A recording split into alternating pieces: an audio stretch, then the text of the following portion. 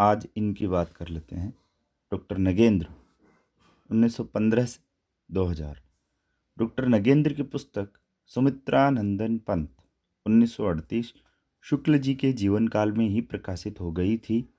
उन्होंने छायावाद की तकनीक पर विचार करने के लिए इस पुस्तक की प्रशंसा भी की थी। डॉक्टर नगेंद्र ने छायावाद को स्थूल के प्रति सूक्ष्म का विद्रोह कहा और उसे केवल शैली मानना उचित नहीं समझा। डॉक्टर नगेंद्र ने साकेत एक अध्ययन 1939 भी लिखा।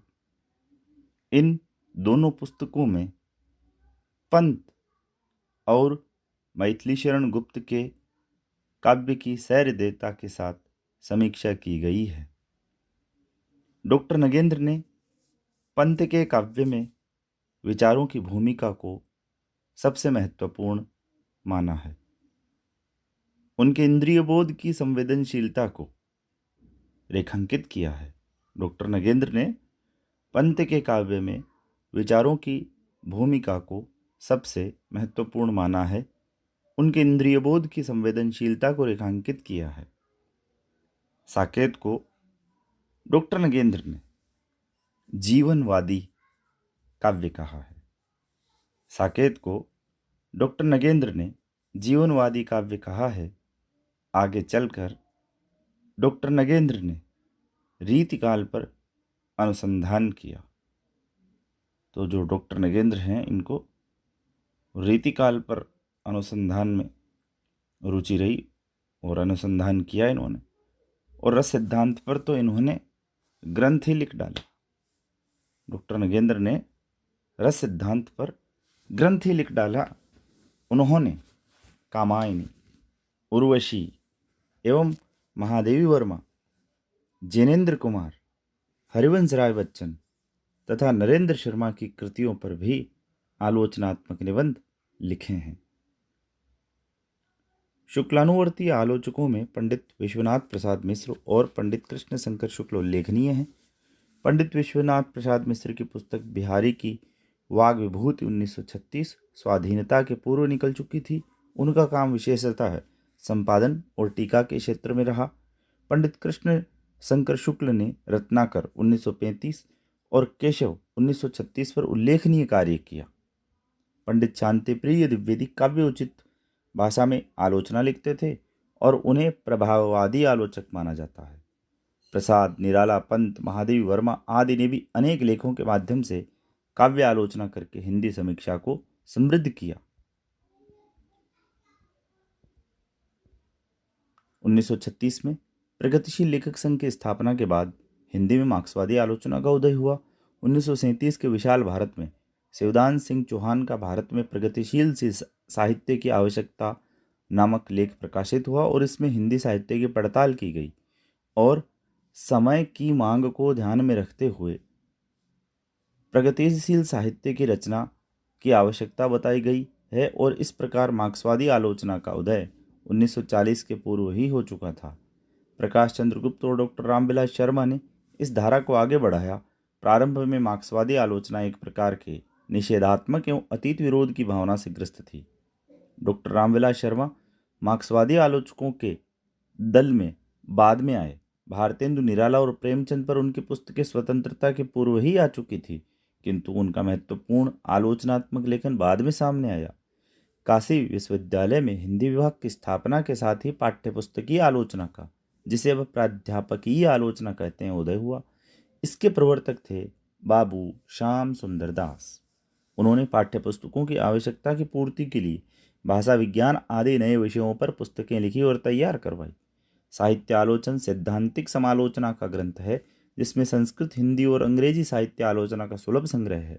आगे चलकर इस दिशा में लेखन करने वालों में बाबू गुलाब राय विशेष रूप से उल्लेखनीय है।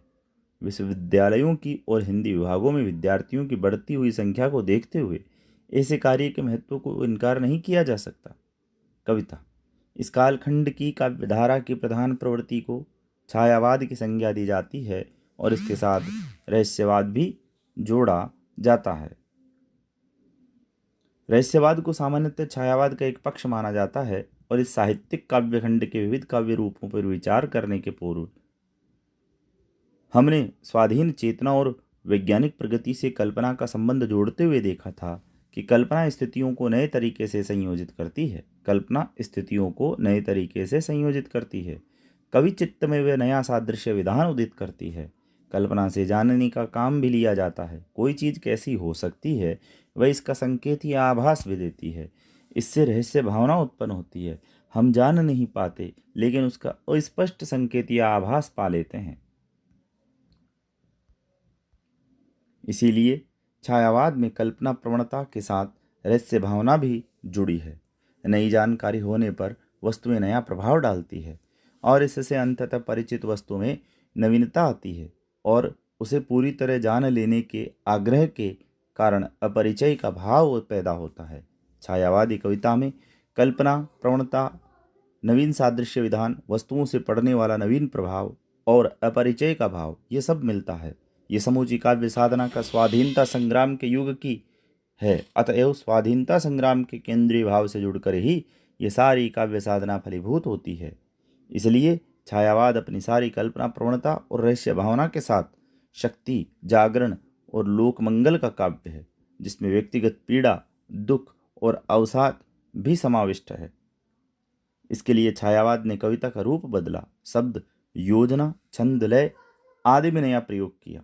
छायावादी काव्य में सामाजिकता और वैयक्तिकता दोनों का स्वर था।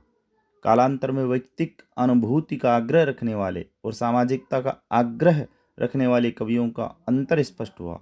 यहाँ ये ध्यान रखना चाहिए कि स्वाधीनता की चेतना दोनों प्रकार के कवियों में है।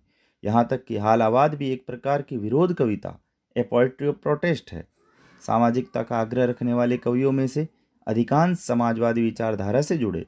इससे 1936 में प्रगतिशील लेखक संघ की स्थापना के बाद प्रगतिवादी कविता का प्रवर्तन हुआ। इस काव्यधारा का विकास आगे भी हुआ।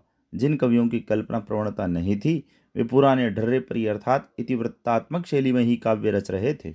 यूरोपीय साहित्य के संपर्क में आए हुए नवीनता के लिए आतुर रचनाकारों को हम 5वें दशक में नई राहों के अन्वेषी के रूप में पाते हैं।